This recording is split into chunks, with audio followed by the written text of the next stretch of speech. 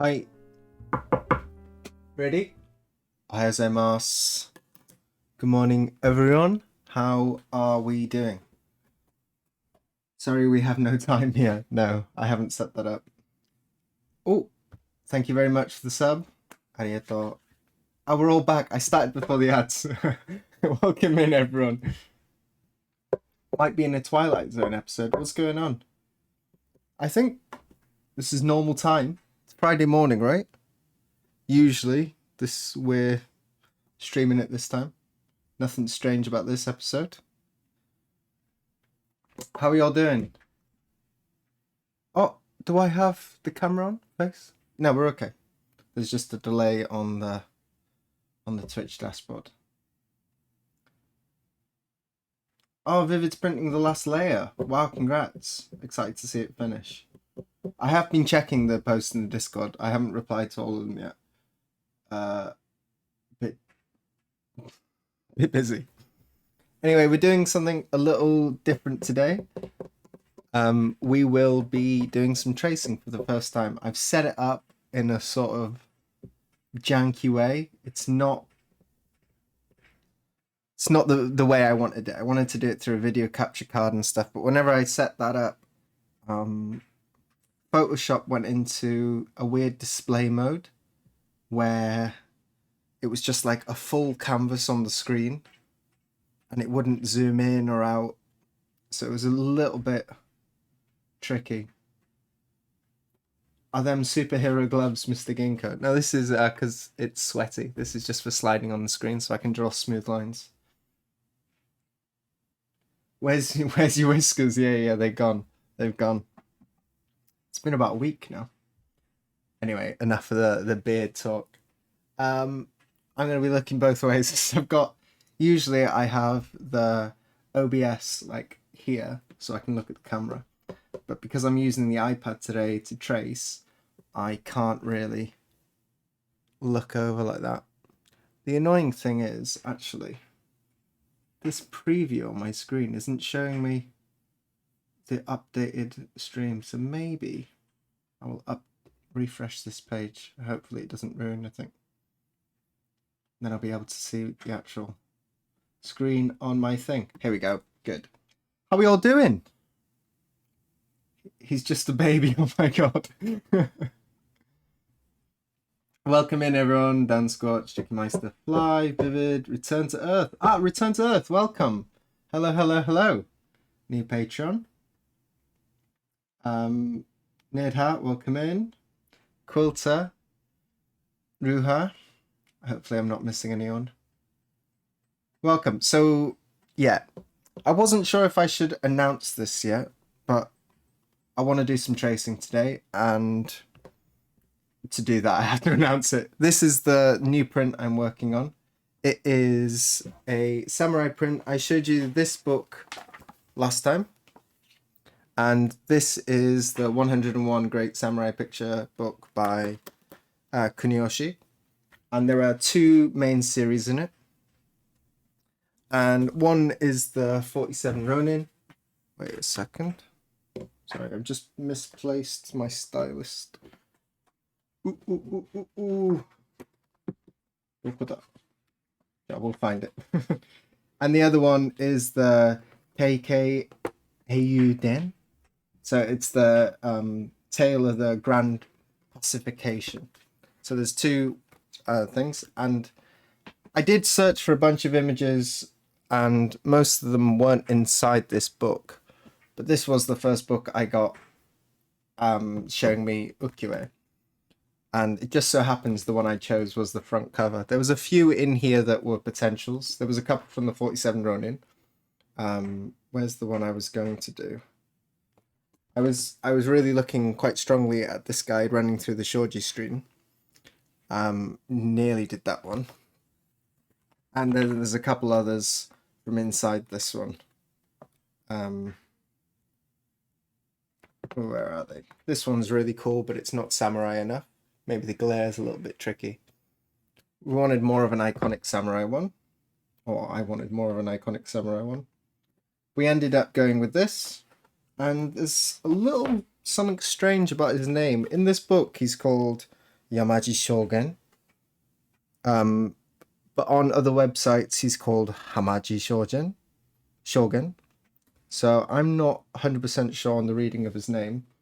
I'll have to do a bit more research. I haven't done much research on this print yet. Looks like the arrow is heading for a really bad spot.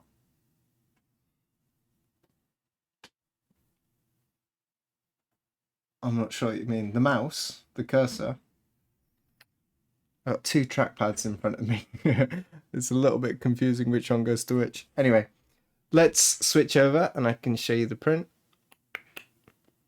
This is the one we're going to be working on.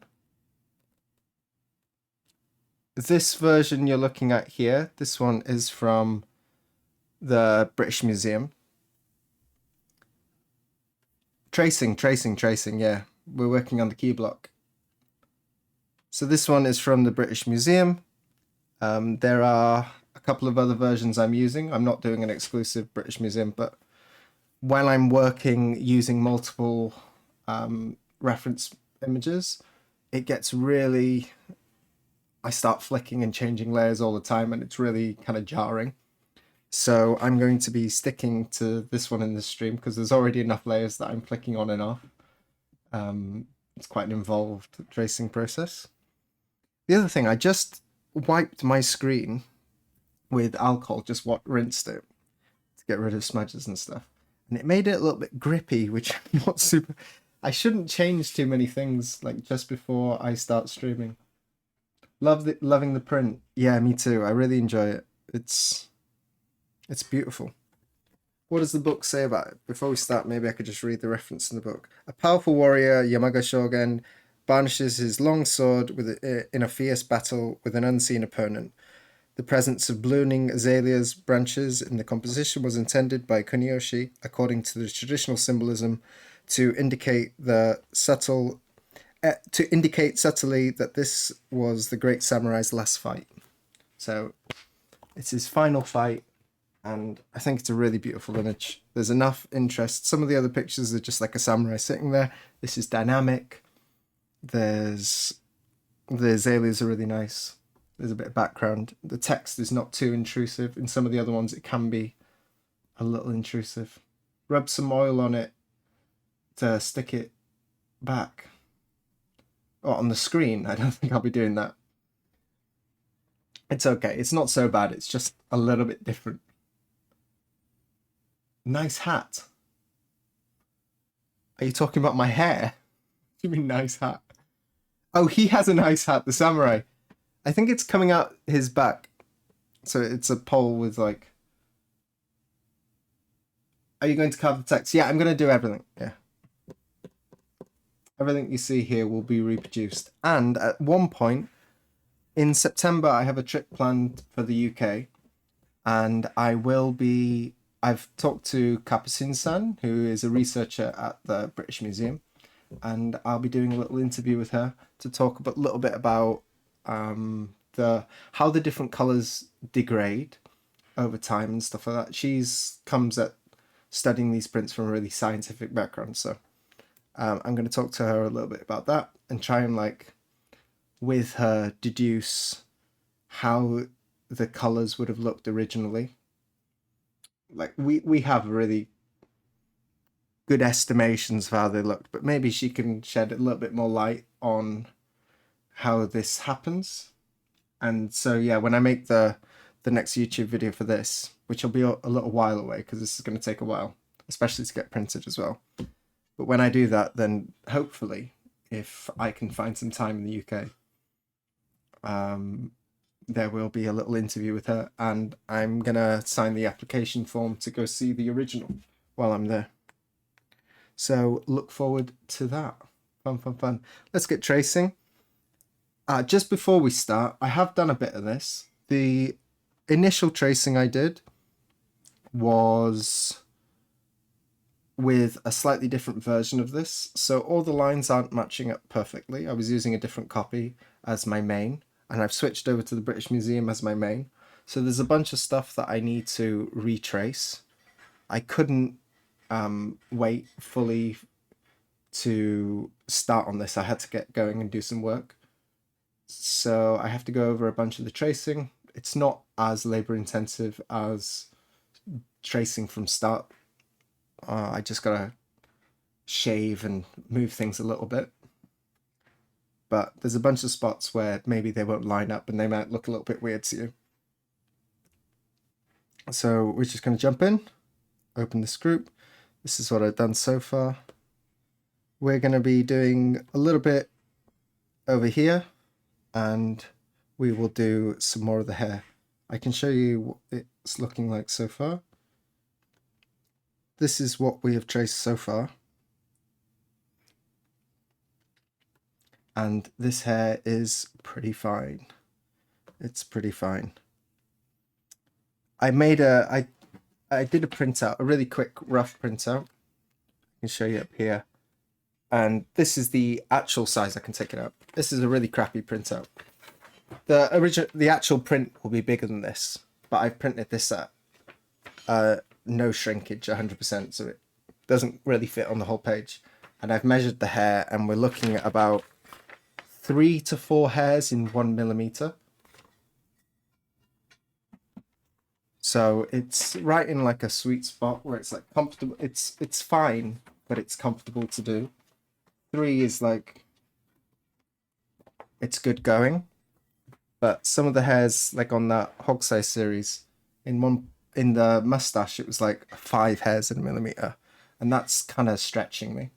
So if it's down to 3, I can do really nice, beautiful, tasteful lines, I think. So this is just in a sweet spot for me, 3 to 4 hairs in a millimeter.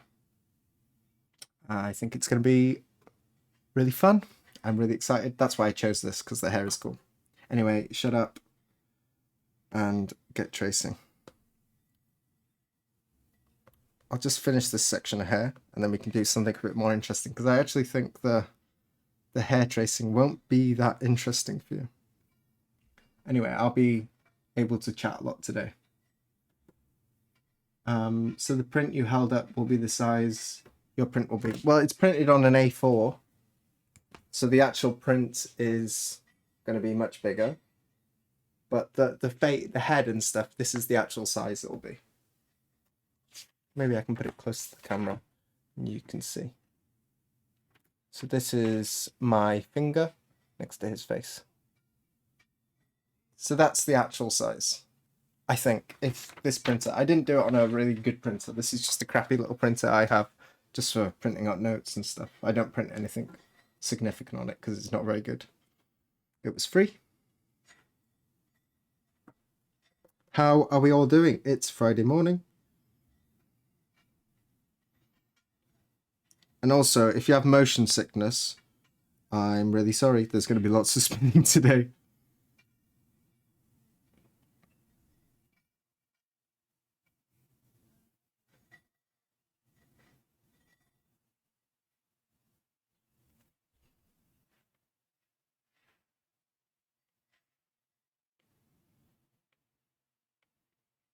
So first I'll block them in, then I'll put the white background so I can see the lines a little bit better. The way I'm tracing the hair is going to be a little bit different from the way I trace the rest of the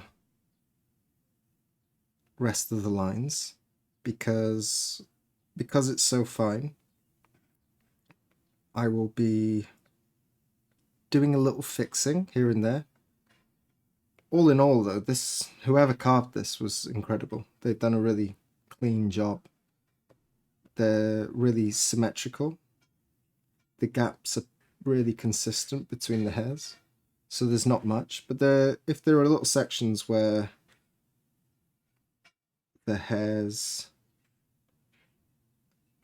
have different gaps between them, or they look a little bit jarring, like they're not placed perfectly, particularly at the tips, then I will be coming in and just touching them up a little bit.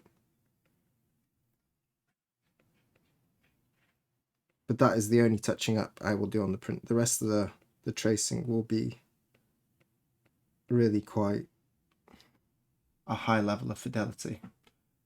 Why can't you carve this from a copy without tracing? Because I can't see. I really can't see. Where can I show you an example? Let's get rid of this fill layer. Black, we don't need that either. Where's an example of somewhere? Stuff like this. I'm zooming in here. How do I... Oh, it's actually looking a lot cleaner on the screen than it is on my iPad here. Maybe it's the glare. But it's really, really tricky to see this type of stuff without tracing it. Particularly the hairs. The hairs here, let me remove the working layer, and you can see that mustache, and tell me if you could carve that confidently. I'd really struggle to know where to cut the hairs. Like, if I make a new layer, I can draw on this. This section here, it's really confusing where the hairs go. Obviously, you just carve straight, but we're talking, this is like 1.5 millimeters here. And to see that on a block where the visibility is less good than it is on the iPad is really, really tricky. So we trace it to get really nice, clean, sharp lines and to get a really high level of fidelity. Like, I can touch things up a little bit if they've not printed completely clearly, or I can make decisions on the tracing without having to do that on the block while I'm carving. So this tracing stage is really, really important. There's obviously a bunch of decisions. I got to also decide what's tamari, and so tamari is like blotching. So areas in here, I think I need to touch this up a little bit more. I will go over everything the second time because, yeah, I'm going to be doing this really, really detailed, but it's really difficult to see. There's areas that I'm not sure if they're tamari, which is blotching you get from the printing, or if some areas are actually designed to be filled up black. These samurai hairs, like this section here, my assumption is that that is all black, and I wouldn't separate that into its individual strands. And up again here, this is going to be connected there. That's not tamari, I don't think. But perhaps this section is, and then it joins down here. So I got to make some decisions, and I make those decisions by looking at other copies as well, because the tamari, the blotching will be different on each print. Any guess how long this project will take to complete and finish? Well, I'm working on it as a side project in the back. Let me just get working. So, if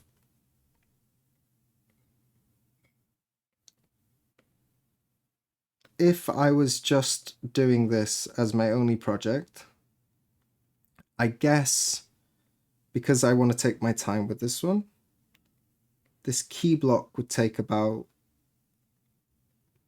a month and a half, and then it'd be like 3 weeks for the color blocks. Typically, it's about a month for a key block, an all-band size key block.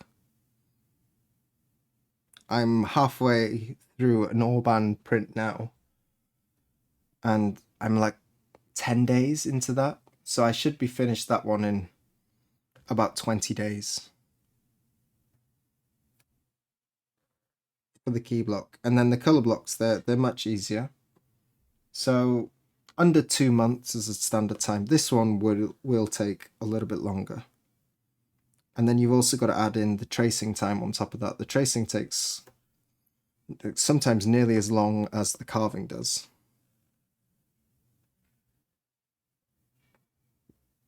Depending on how difficult it is.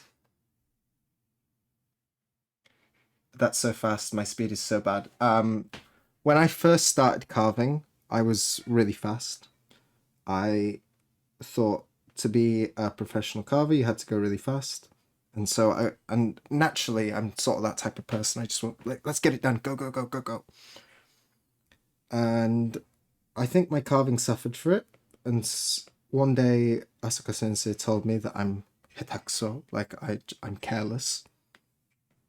I was thinking impress people with the speed at which I carve.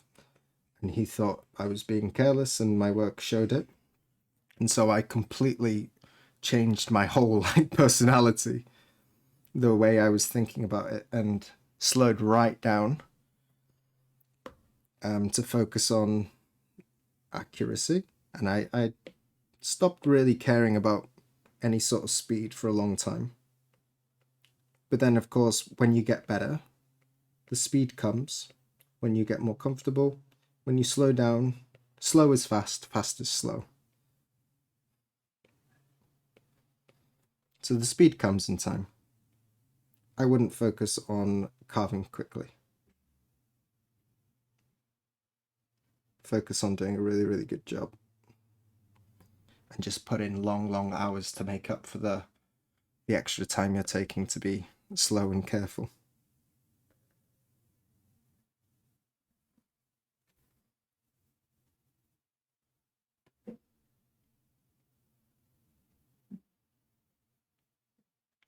Slow is smooth, smooth is fast.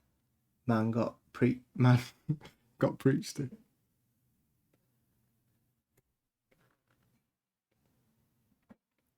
There is a balance though. You can be too slow.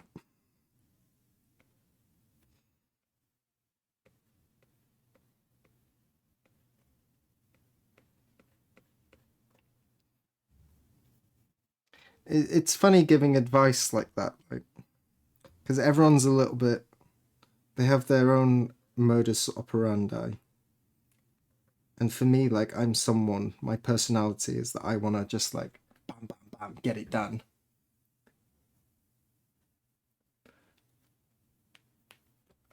And so the advice to me to like slow down is a good piece of advice.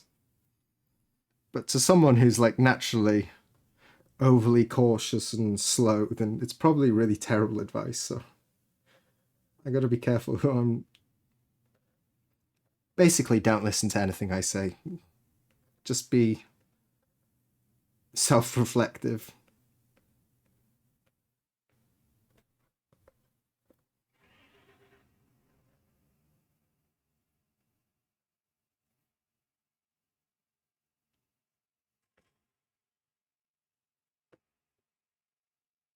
Ooh, wrong layer.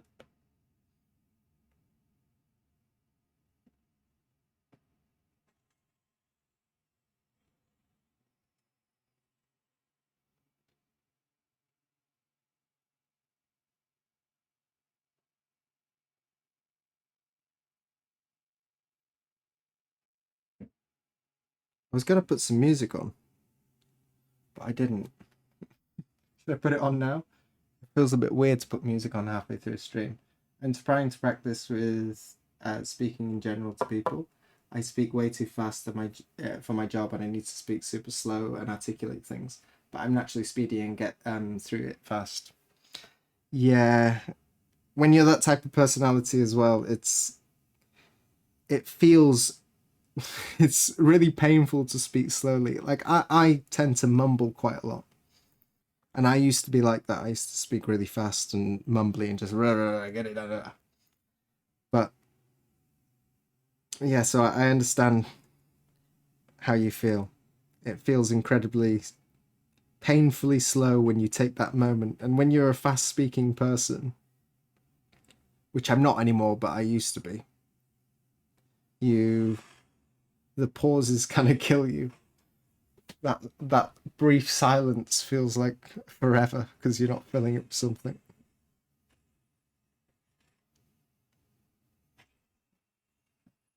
What was your technique? If it feels like I'm talking way too slow, but for a normal person, it's probably regular speed. I don't really have any advice for you. Just be conscious. That's the only thing.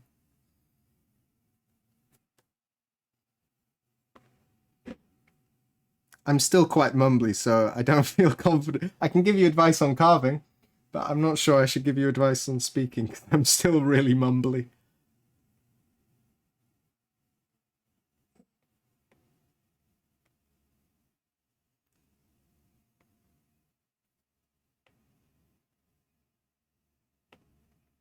It's going to be fun to carve this.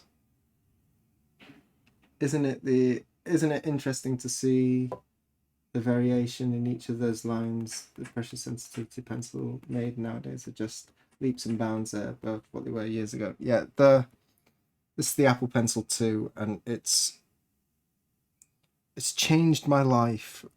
This iPad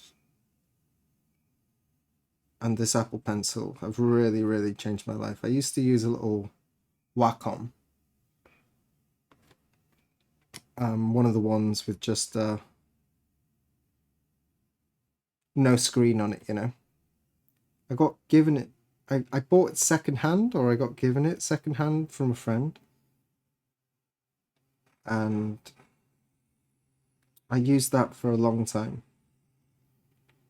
But when I got this iPad, it changed everything. I don't want to sound like one of those get up at 4 a.m. What they called the productivity guys.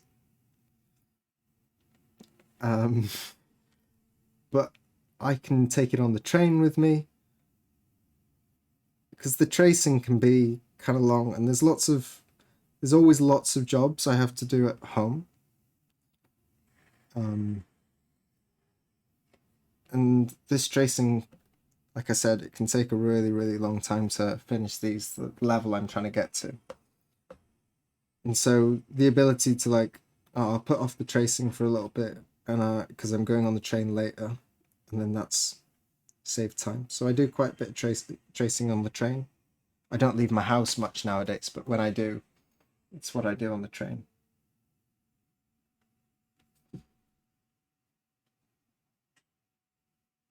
That serious tablet was Wacom.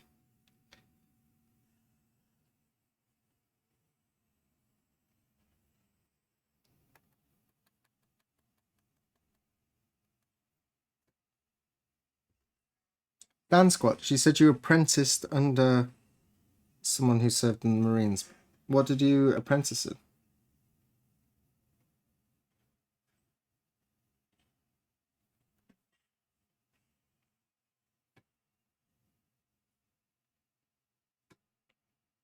That first line is really easy to get smooth. The other side, look how janky this line's going to be. Awful. This is why we need to touch up from the other side.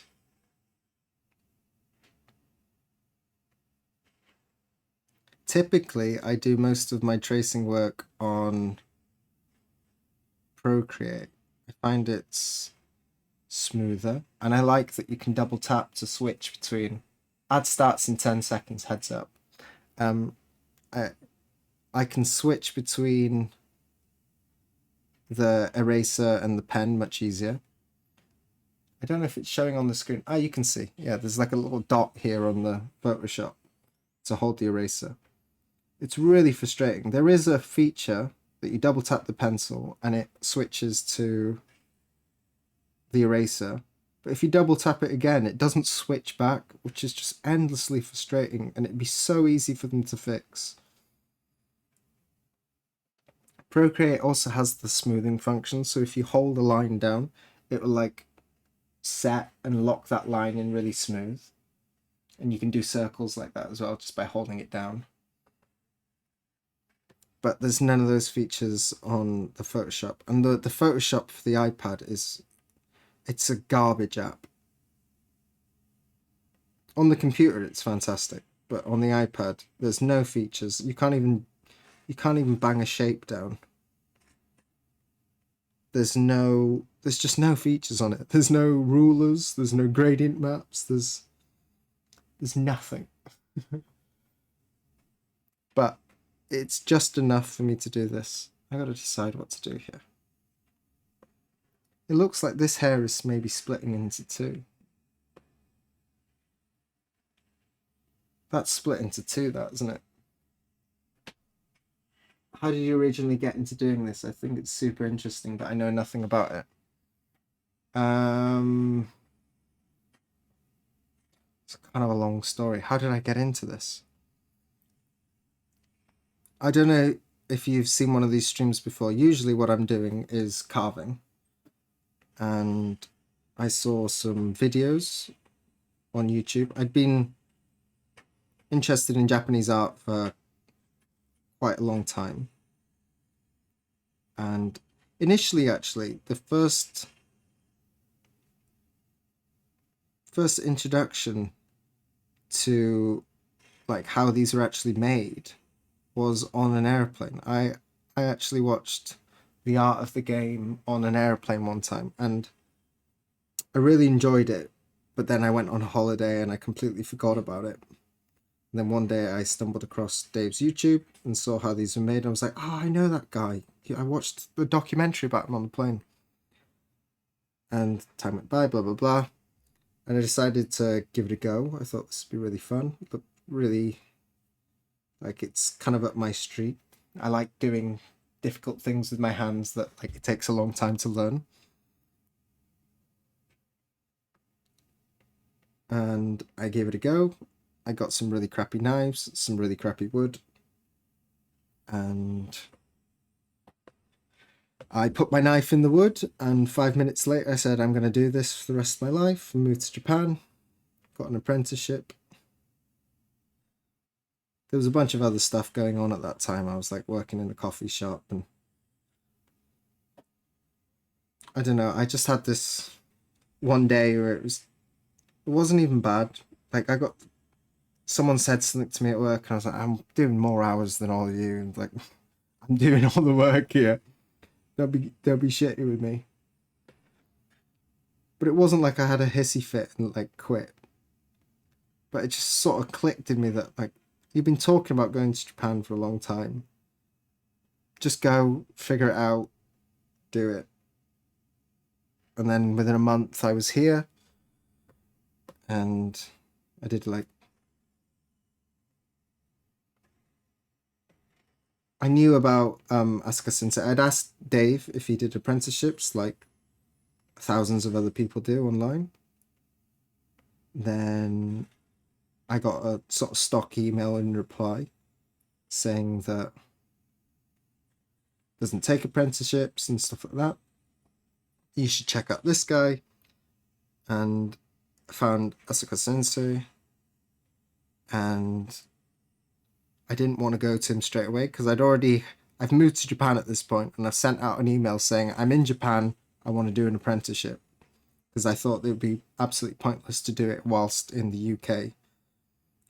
I figured there must have been so many emails, but if I could say that, like, look, I'm serious, I moved out here, I've done it, I moved out here, I want to do an apprenticeship,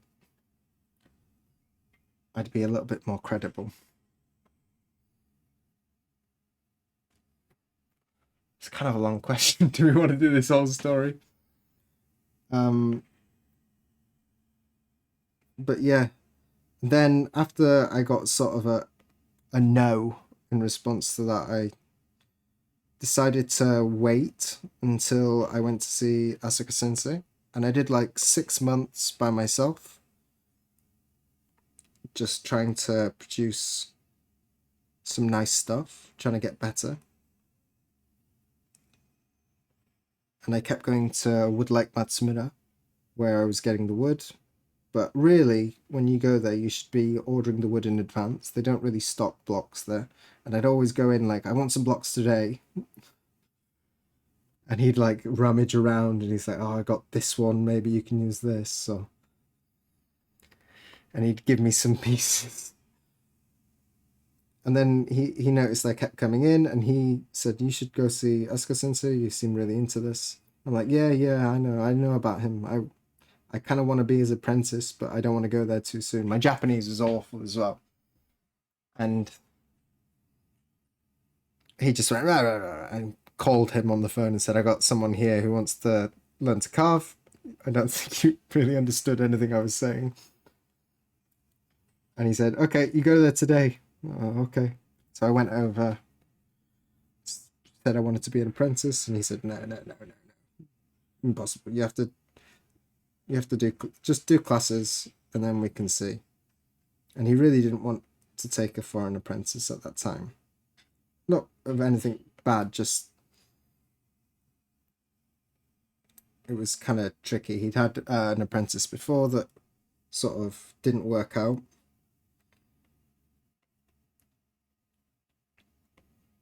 But eventually, I just kept showing up. I wore him down.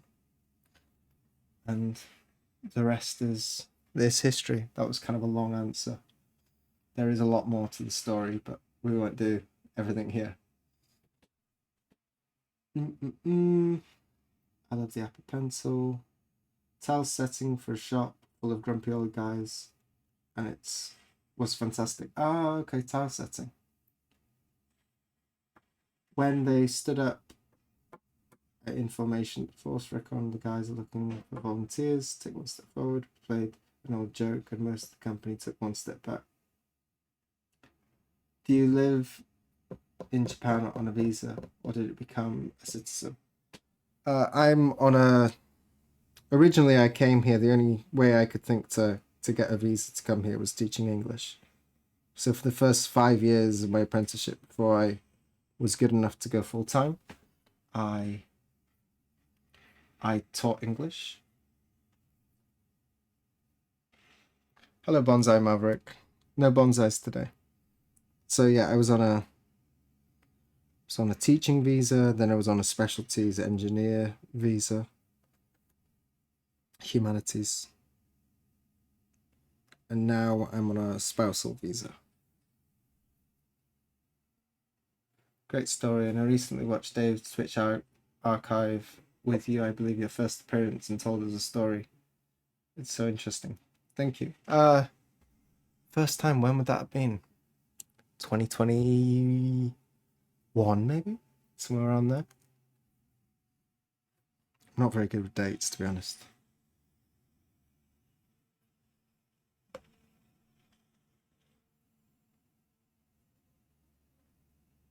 Anyway, enough about me. How is everyone doing? Does anyone have any weekend plans?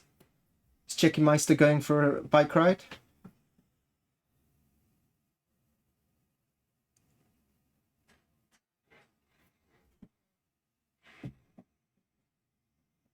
Bonsai Maverick doing some maintenance? What do you guys got planned?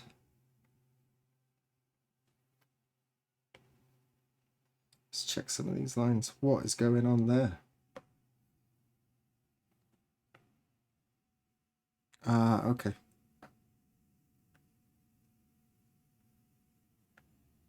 So it's the top of this one.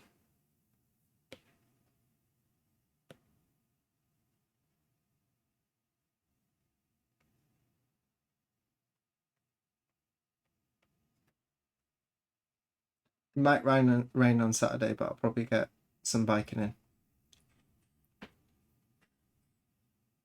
Doing well, be trimming trees.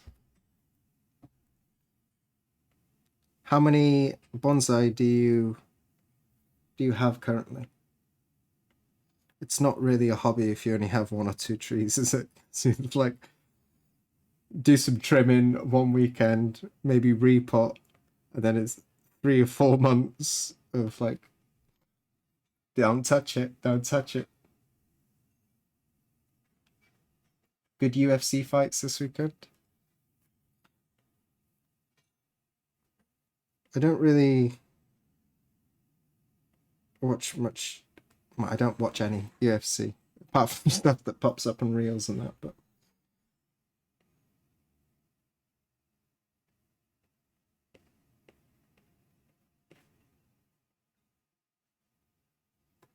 what's going on with that one? What do we think? Goes up, right? Connects up here.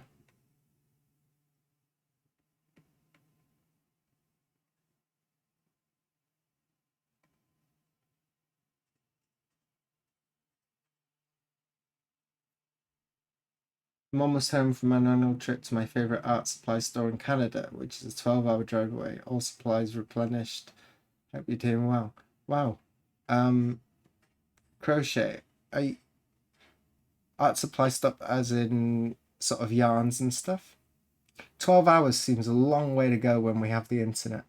I know it's different buying art supplies in person, but I don't think I'd be doing a 12-hour drive to get some new blades. 25 decent good trees and about 100 bonsai starters. Nice. I used to have lots. That was the first thing when I came to Japan, because I had a bunch in the UK, and I've been growing bonsais since I was like, I don't know, I guess about 12. I had my first bonsai. I've been growing them since then, getting like little starters from nurseries. And then when I went to uni, I had some friends sort of mutilate some of my trees a little bit on a very drunk night. And it sort of fell out. And I got back into it a little bit later.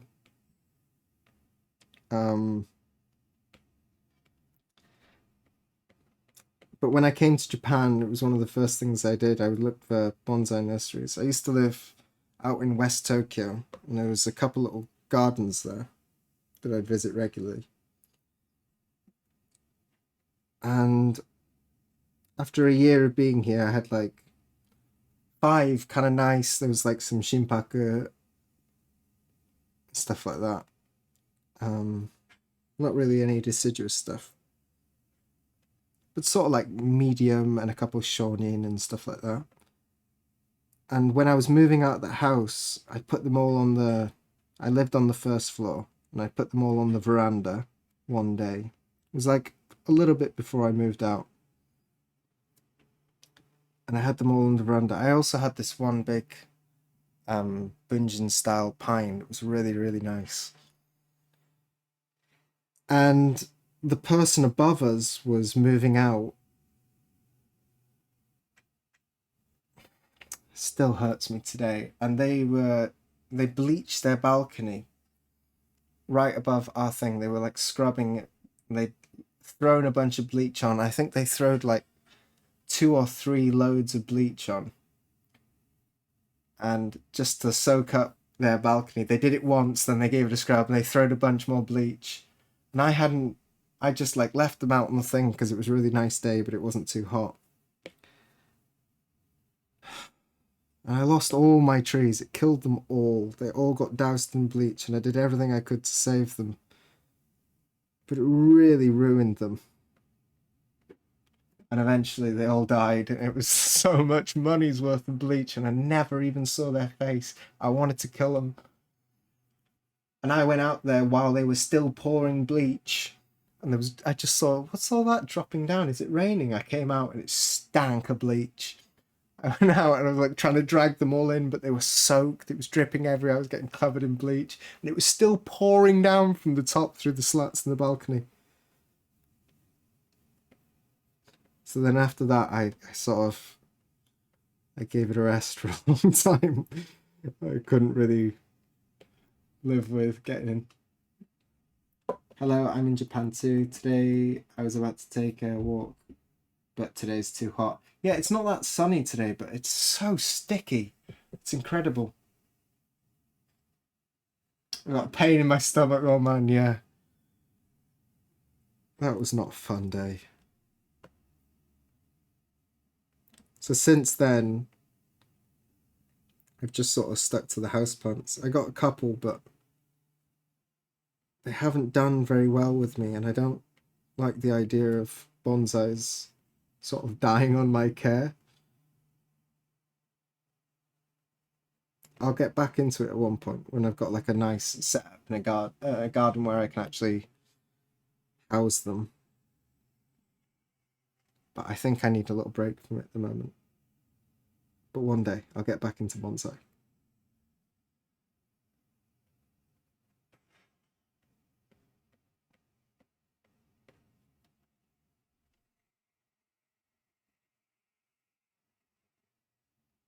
Taryn was forever traumatized after the smell of bleach. Yeah, it's genuinely a little bit traumatized by the smell of bleach.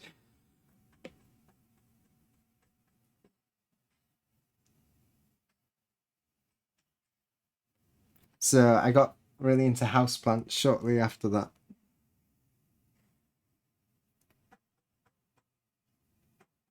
Classic millennial thing to do, I guess.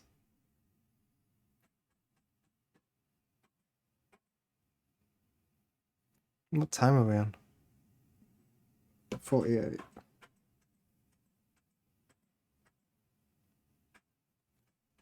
Maybe I'll move on to a different section. This is not the most interesting thing to watch.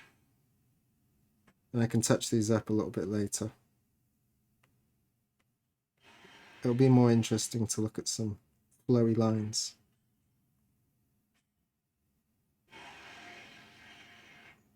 I can touch these up later. But it's coming along. Put the fill on.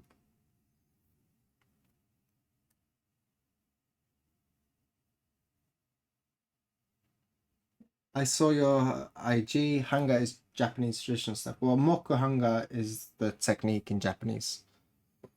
Moku means wood, hanga means print, so hanga means print. So ginkgo hanga is ginkgo prints.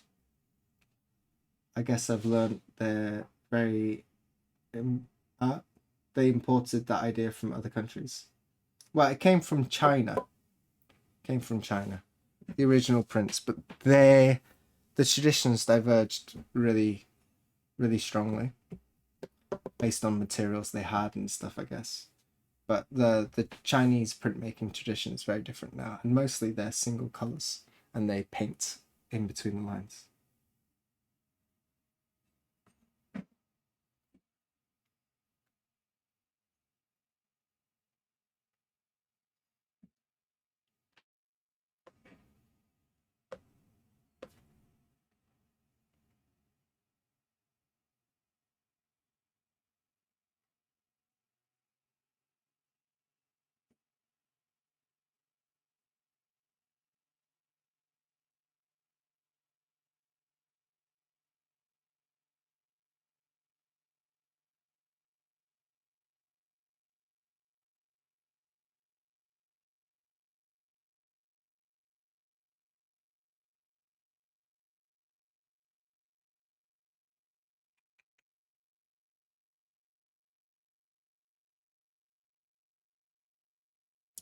Okay.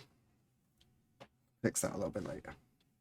Anyway, let's move on to another section and I can explain a little bit how I trace. The way I'm doing the hair is a little bit different.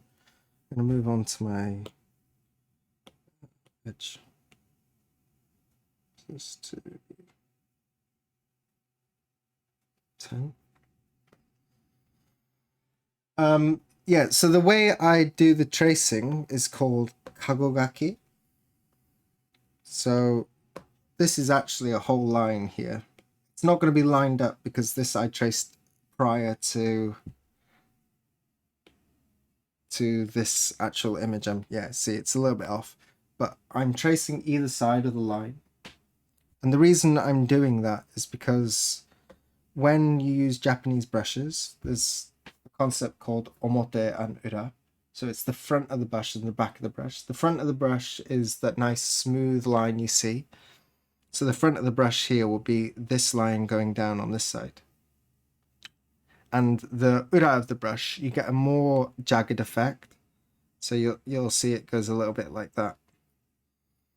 And to be able to clearly see both sides of these lines easier, when I have lines that have enough thickness to them, I do what's called kagogaki, which is basically just means outlining. And I don't fill in the whole line, I trace either side of the line. And that gives me a much clearer visual reference to see the differences in the fronts and the back. I did them really rough. So that's how I'm doing it. And there's going to be lots of bits where if you zoom in too close, all these look like maybe this is rough like this, right? But actually, when you zoom out and I remove that, you can see that it's just imperfections in the printing. So some of them are actually cut in. This one is cut in here, I'd say. It goes down like that. But this section that you might think looks like it's cut in is actually just improper printing. It's decision after decision after decision. And it's really important to get in close to get accurate and then zoom out to see the whole line so you don't get lost in the trees.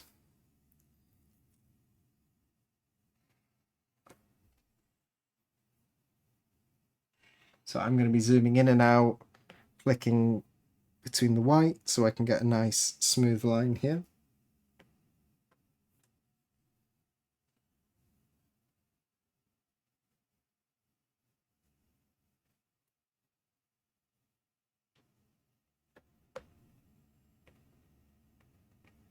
And if I want a sharp edge, usually I go over, then I go in, and then I can erase the edges to get the corner I want. So is ginko, is it ginko? Yeah, I think I can read as ginnan. Sorry for the question. The actual kanji is icho. Icho is the Japanese for it. Ginkgo is the English name for ginkgo biloba. The spelling is different, but what I did, there's lots of other things online called ginkgo, which is spelt correctly with the extra G in there. What I did is I took the English name and I translated it into how it would be pronounced in katakana in Japanese. And so it removes the G. That's the idea. It's not a misspelling. I think most people probably think it's a misspelling. But the reason I did that is because if you just type in ginkgo anything, there's so many other ginkgo things that my name gets completely drowned out in an ocean of other ginkgos. It's kind of a popular tree. People seem to like the leaves a lot. So that's why it seems to be misspelt. It's the English name translated into Japanese and then written again in English.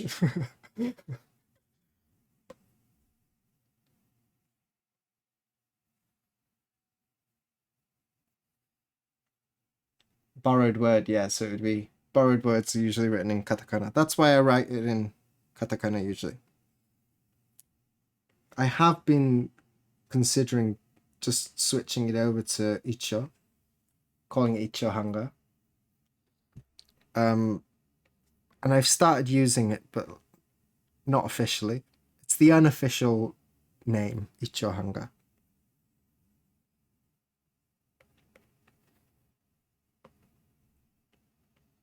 But I'm sure there's a bunch of people who just think that I'm a little bit dim and don't know how to spell. Which I'm not great at spelling, but I'm not that bad. Like I know how to spell the name of the thing I'm named after, you know.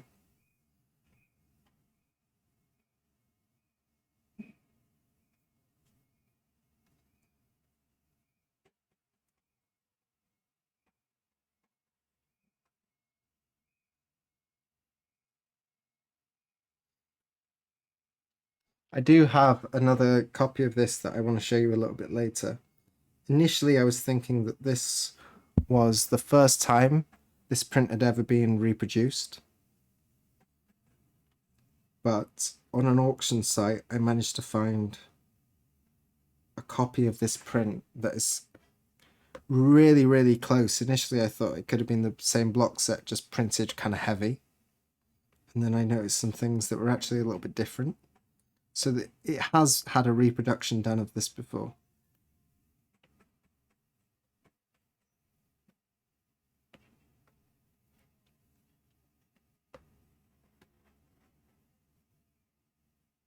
And I'll show you that a little bit later because there is something really kind of strange about that one.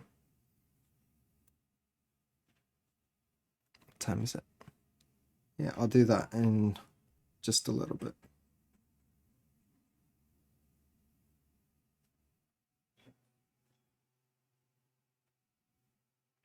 So after I finish the outline, I'll come back and I'll fill it up.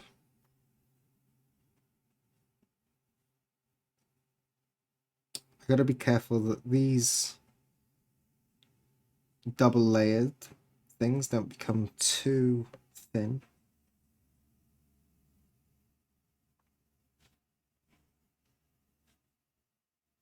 If they do, it'll be a little bit tricky to see. And I can't see the flow of the line well until I fill it in. So then I take a different layer and I fill in these lines.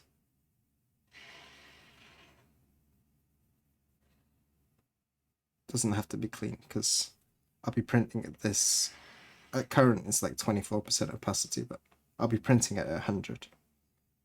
But I will print this layer at a much lighter opacity.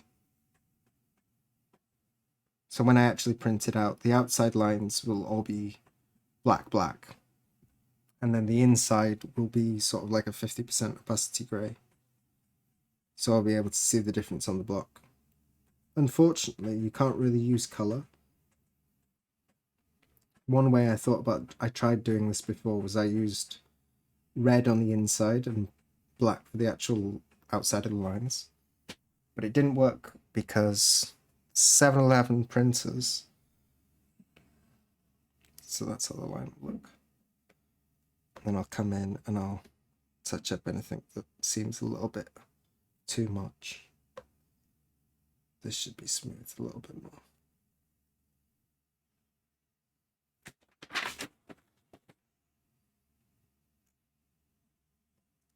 We want them to be nice flowing lines, so I'm also looking at the reference here as well.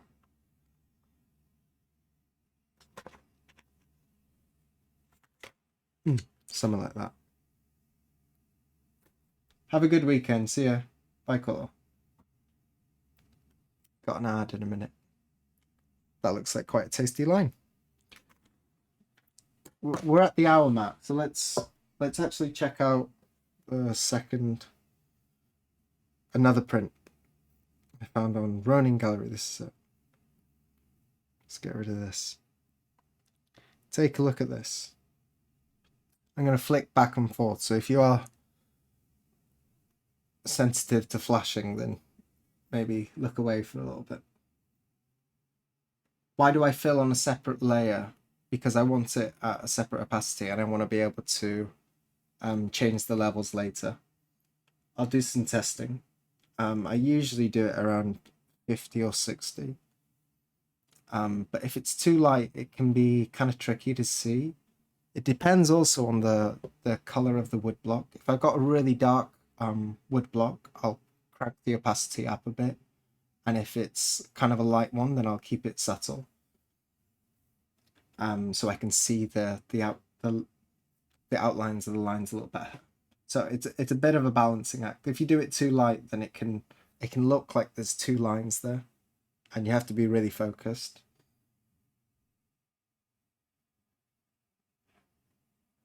You draw the outline of a fat line to establish its width, and then color it in. It's not really to establish its width. The typical way to do it is just to draw like this, come in, draw this line, fill it in on both sides, and do it like that.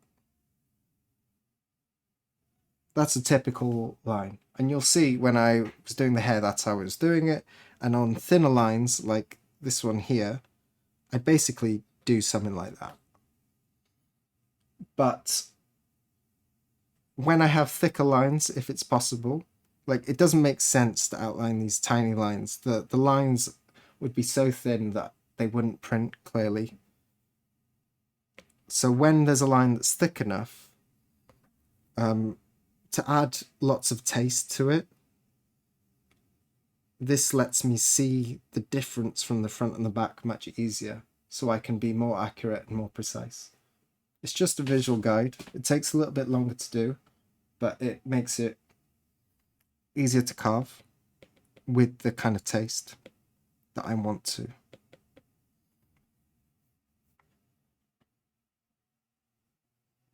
Maybe most of you missed that because the ad is on. I'll wait for the ad to end.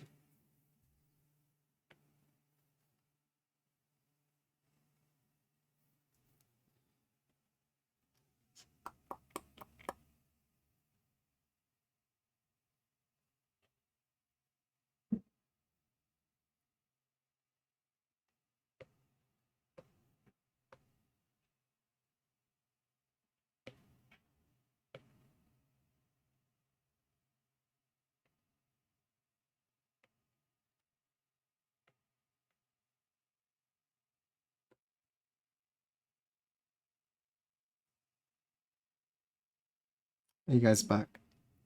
What size iPad? I think you got to do the diagonal. I think it's 13 inch, is it? I don't know. The diagonal is 340 centimeters. I don't know what that is in old-timey backwards numbers. I don't know inches, sorry. I got an iPad Pro. Got it 4 years ago.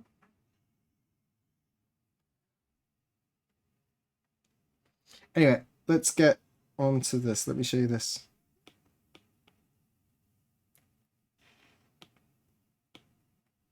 Okay, so I got this initially.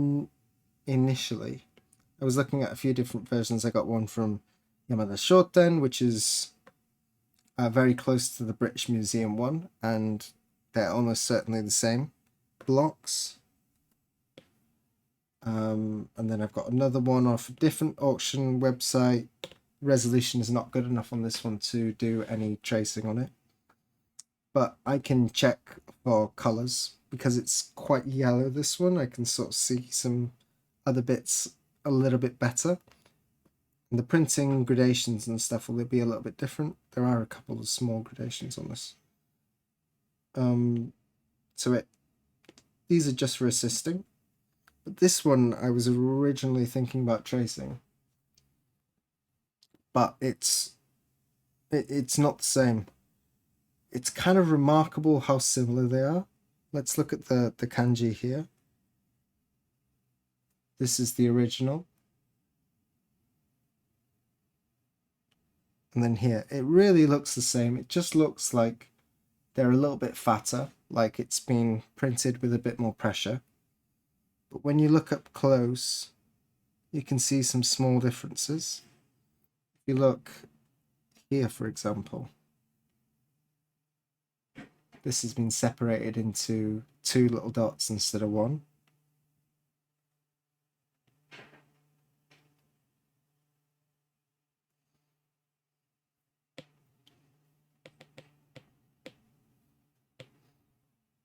And this line here, if I turn that one off, you can see it's cut. Yeah, furigana. There's furigana down the side of a lot of these kanji. This isn't the thing I want to show you. It's actually really kind of remarkable how well they've done the hair as well. The thing I would say about this, it's a really clean reproduction. It's not the same as the original. It's not as tasty. It's a little too sterile and clean. The carver who made this is obviously a really good carver. I think there's a few less hairs in this one. Every now and again they skip one. I looked through it a little bit earlier. But the thing I'm not as big a fan of is, okay, look at this line here. Look at this line. So it's pretty straight on this one. But on this one, there's just like a little bit more brush, and it's a little bit tastier. Can you see what I'm talking about? It's not super fair because the quality of both of them is a little bit different. But even on the spirals here as well, you see that like this spiral up top here, on this one it goes straight round and down. There's a bit of angle on the bottom, but it's basically that. But on this one, it's not like that. There's one brush stroke here, and there's another brush stroke here, and there's just like a slight interplay there. It shows the origin in the brush a little bit more. It's more pixelated. Yeah, well done. Well done. But it's this kind of granular thing that I'm getting down to, you know. It's the taste and the lines. It's why this one looks a little bit cold and a little bit dry, not just because of the colors, but the carving itself. It's really competent carving. It's just a little clean.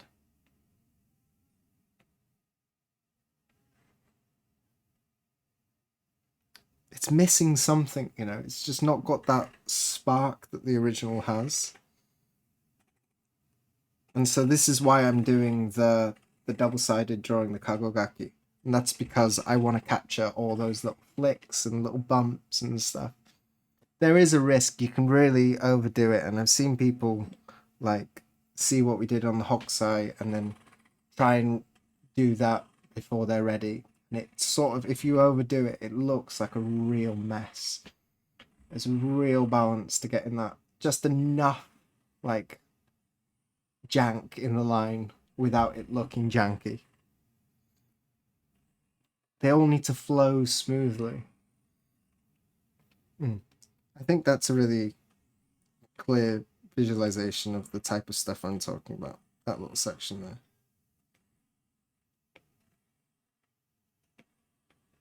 Anyway, I won't...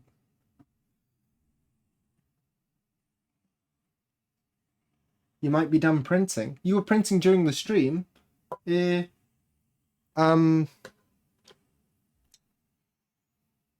you print it, post it on the... I'll show it next stream. It's too much a hassle to get the images across now because the laptop's so far away. Oh, someone's been nuked by the Nightbot again. We'll look through it and we'll talk about it on next stream, okay?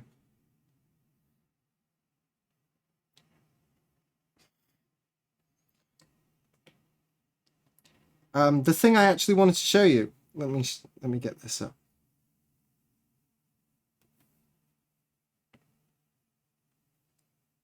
Okay, look down here. So this series is numbered. How many are there? I think there's 51 in total. And this is old kanji. And this says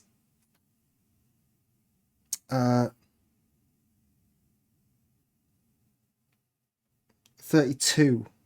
This one says 32. This one says 31, thank you. This one says 31. It's old kanji. I'm not so great at these. But in the book, this one is labeled as 33. And on a different website, it's labeled as 34. And if we look at this copy again, look at that. I was setting up last night and I noticed this. And there's something really weird going on. This says 44. So the numbers are all over the place. If we zoom in a lot, can you see this? Can you see this line here? There's like a subtle grey line down the back here. Can you see that? Is it too tricky to see? Now if I flip back to the other one, you'll see that that's the same line. So that they've got it underneath there. What on earth is going on? I've never seen anything like this before. I have no idea what's happening.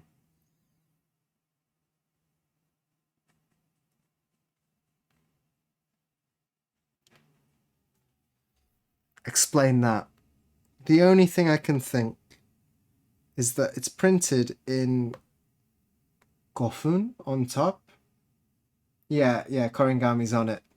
But why? The number's wrong. It's definitely not 44. And they've carved a new block, a new key block, and a new color block. So that's 2 blocks. It wouldn't have to be a whole block. It's one little section of a block. But it's not next to the registration. It's on the far, so you need look how far the registration is as well. So that's a block. There may be a little piece on here of some different block. Maybe I don't know what they'd have put it on. Maybe on some of the reds and just like spot colored it.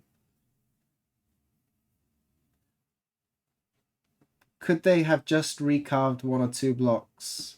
Not the whole series. Yeah, of course. You can replace a couple blocks. But why is there a subtle black line there? They originally had it on. The publisher wanted to change it to 44. For some reason, they've renumbered it after doing this reproduction, which it's like it's a pretty faithful reproduction. There's not as much taste, but like that's me really nitpicking. It's a really good reproduction. Like the hair is clean, it's sharp. They fix some things like the yellow overlapping in these hairs. They've made it nicer actually in those areas, and they've taken the yellow out. So because there's a finished image, they can refine it a little bit. And I'll be doing a bit of that, I guess. But they've refined portions, but they've changed the number here, and they've printed Gofun on top, and it's baffling. The only other thing I can think is that they did it with inkan, with seals. They didn't carve blocks, and they've just put it on top. So they had this like this, and instead of recarving the key block or putting an inlay to fix it, they've just put a stamp on top. But why have they done that? Why have they done that? If you have any ideas, let me know. This is not that important because I won't be using this as a thing. I just noticed it last night. I thought it was really interesting. Obviously, the guy got paid for accuracy. Yeah, well, he was... I'm not sure who the carver was. Bear in mind as well that the methods they're using for reproducing the the Handstatt is different. Like the originals, when the carver makes them the first time around, they're using an ink brush painting from the artist. And so they get to add a lot of that in. They get to choose how to put them, and they get to put lots of flow in and play around with it. It's similar to like I'm doing with the bonsai print. I have a lot of freedom in carving that. This one, they don't have much freedom, and the way they've reproduced the Handstatt is by they'll have put a thin piece of Gampi on top, and they've done it with a brush. Because this is obviously, it's not a modern, by modern I mean it's not a very recent reproduction because of how toned the paper is. So there won't have been any iPads to make this. I think it's a later edition.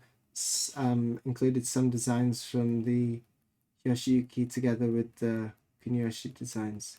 Could this have been... could this have led to renumbering? That's a really interesting idea. Well done. I don't have chocolate eggs on this stream, but maybe we'll have to get something new. That's a really interesting idea. They could have used it in a different set. But if they were planning that set from the start, why not just ask the carver to print it, to put it on the key block? Why was the original one cut? What, they were making a series and then they just decided halfway through that they wanted to make it a new series? A lot of questions. That's better than any idea I've had. Anyway, back to some tracing. Get rid of that. It's coming along, you know. This face is going to be so much fun to carve. I'm really looking forward to it. This mustache here, it's looking a little bit light. I'll need to put some more density into that. I've made that too clean. I'll have to go back. Could they have used the block in more than one series? Which block? The key block? Because the original seal is on the key block. So no, the answer is.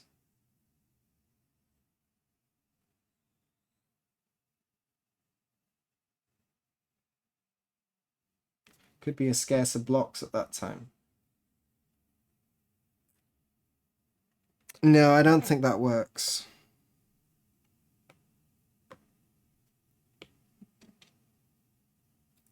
No wrong ideas, though. Send in your suggestions.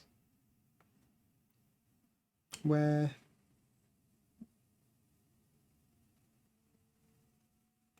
Ah, it's because I don't have the image up.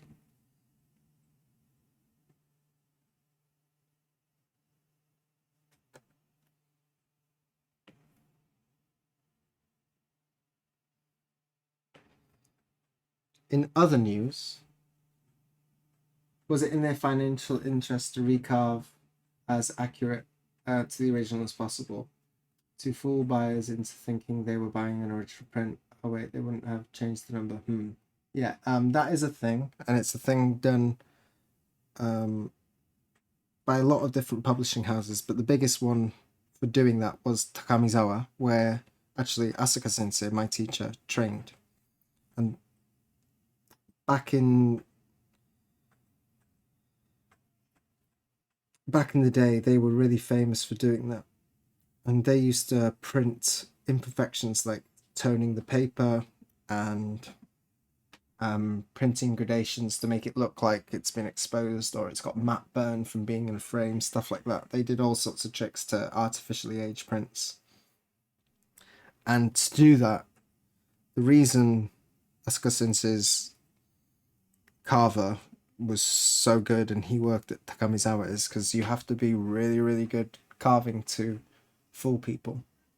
That particular copy there, that I don't think there's anything going on with that, particularly because of how ridiculous the coloration is. It's nowhere similar to the original. Look at the yellow, for example. This is orange and this one's yellow. When will you begin to carve the key block? face. When I finish this, so I do have another project just come in. I finally got the designs for the new Adolescento. There are a couple questions and it's in no big rush, and so I've continued doing the tracing. I will probably start that Monday morning, the new Adolescento, and you may see it here on stream. I'll be carving that soon, and this will probably be, because I'm working on something new, it'll probably be about a month before I'm ready to paste this down and carve.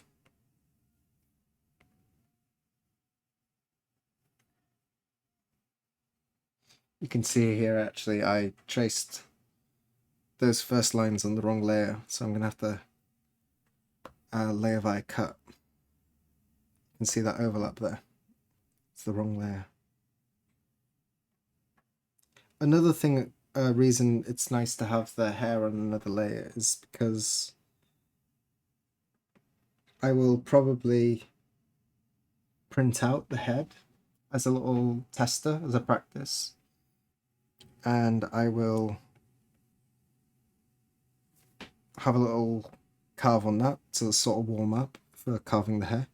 It's been a little while since I've done delicate carving like hair, and it's always good to warm up, not dive straight into the block.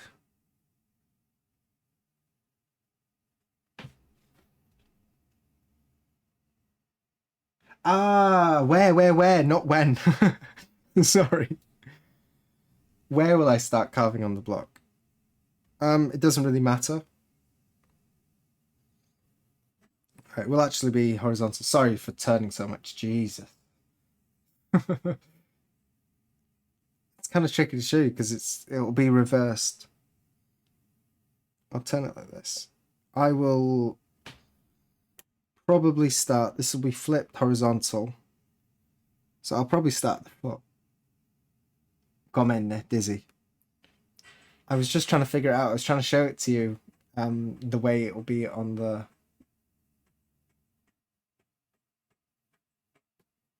From the bonsai block, you say outside in. So from any particular shape, it doesn't matter which shape you start with, where on the block you start, but from any particular shape, you start outside moving in. There are a bunch of exceptions to that, so it's a really general rule. If you're carving concentric circles or something like that, or curving lines coming in, you start outside coming in like that.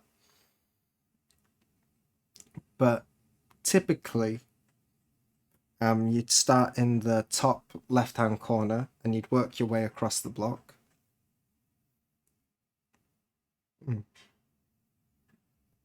So I'd start somewhere up here by the foot and that large lettering. Probably I'd start from here. I'll work my way down the leg maybe. But it doesn't really matter. In truth, it doesn't matter which part we start from.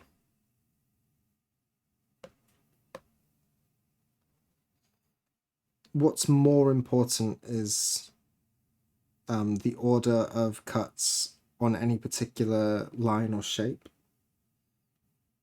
That's important, but where you start is not very critical.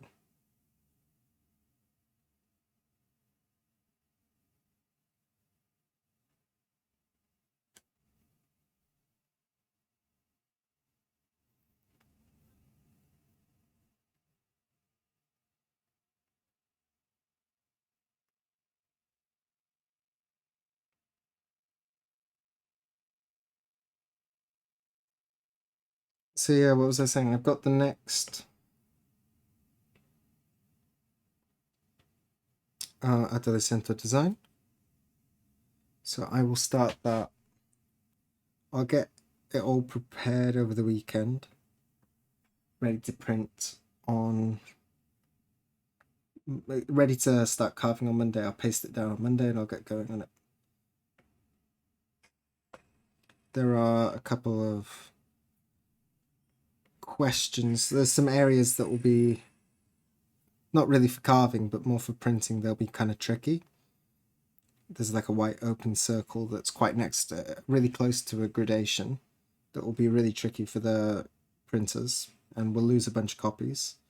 So Dave's having a think, I'm having a think. I'm waiting for his decision on if he wants to go for it or if he wants to ask for a little bit of a redesign. So I'm not rushing forward on that because it's not due until September. And now with the subscription delayed because of printers, it won't be out until October, I guess. And so I'm not in a big rush to get that done.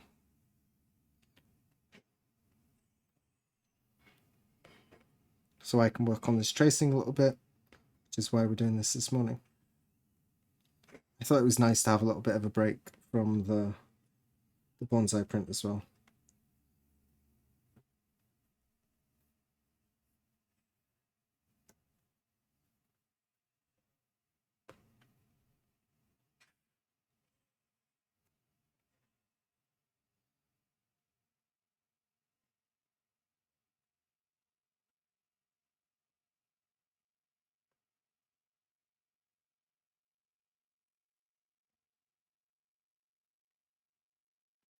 I've got another comment on.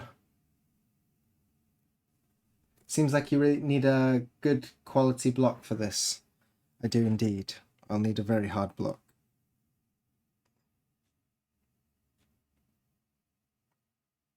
I am sourcing currently. I've got all the color blocks sorted, but I'm trying to think of backups for the key. The key will have to be really nice. So I've got another gripe with House of the Dragons, if you'll indulge me. I'm over the legs. Well, I'm not over it. I'm just done talking about it. I'm over the extra legs. But I have another problem. So have you all seen it? How many ones in the chat if you've actually seen it? If I'm just like talking about something no one's ever seen. Two legs. We don't need to get back into that. I don't want to lose it on stream again.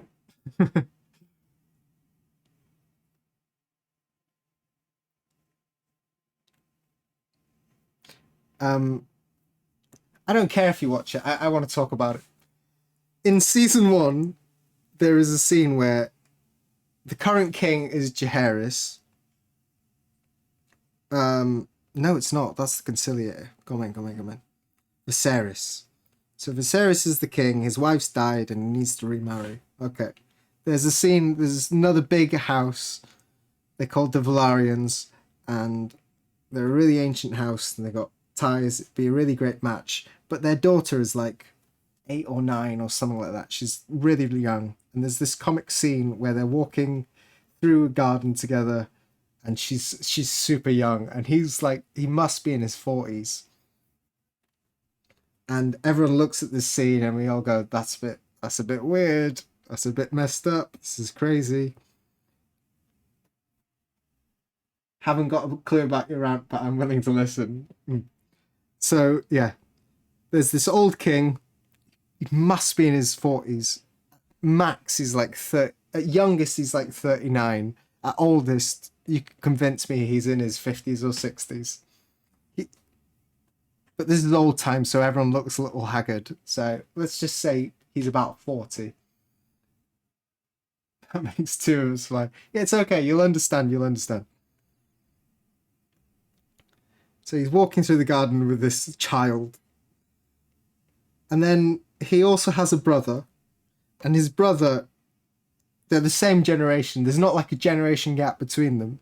He's a little younger, but like max 5 years younger. So he's like 35 to 40. I'm guessing closer to 40. So we've got these 2 old dudes and there's this young girl, and everyone goes, oh, that's really weird that he's considering dating this really young girl.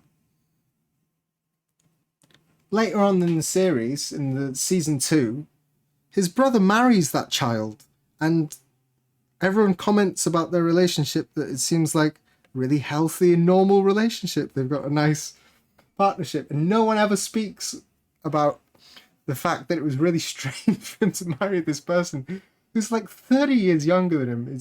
He's a child.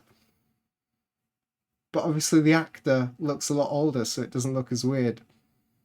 But in that time skip, like 5 years has gone past, but the actor's aged like 15. It's a little weird, and no, I have not heard anyone speak about it. That's my rant over. Why is this not working now?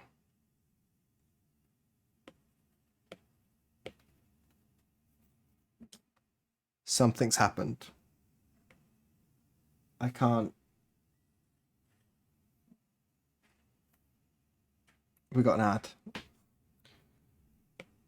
No wonder this isn't working. It's frozen.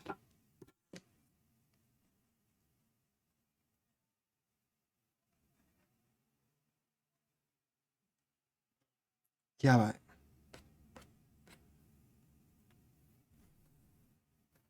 We froze. Give me a minute. Ooh, ooh, ooh, ooh, ooh.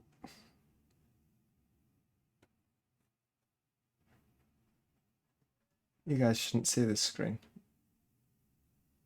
Photoshop had enough more ranting, yeah.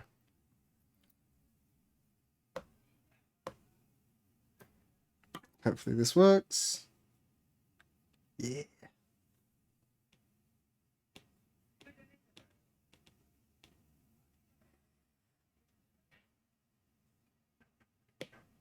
We're back. Oh, but the stream's over. Jesus.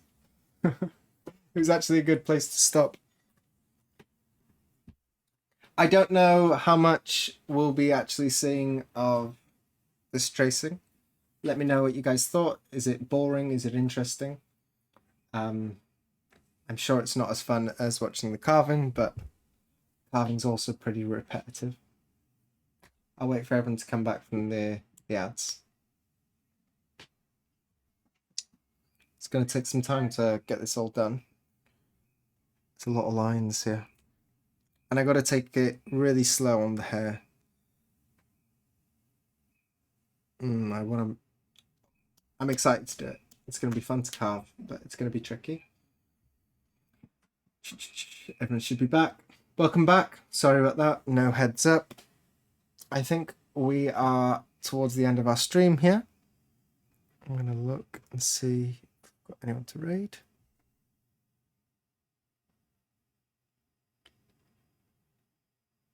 Is Jay Rensley not on today? Let me see if there's anyone good to raid. Yeah, like I was saying, we might have some more streams like this. Please let me know what you think of these tracing streams. Maybe they're not as interesting. Maybe I'll just stick to carving. There's always bonsais to carve. Thank you guys for showing up. I'm going to see if we've got anyone in the raid. Same category. Any suggestions I'm willing to take? There's no one I'm following on at the moment. What's this?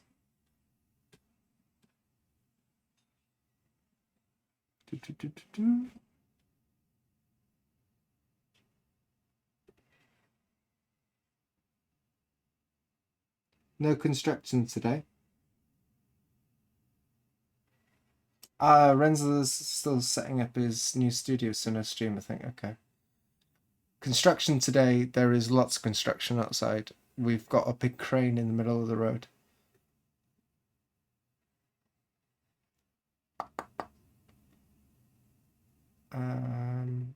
Same category.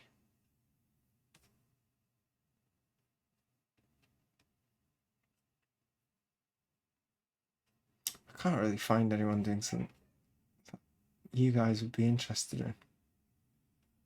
I don't like this dead air right at the end of the stream, you know. I'm not a fan of this. What's this?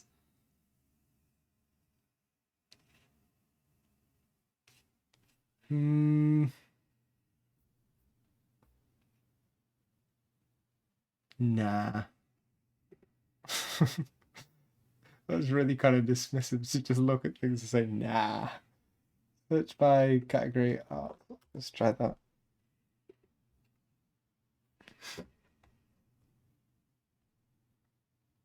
You guys feel free to leave if you want. See you guys later.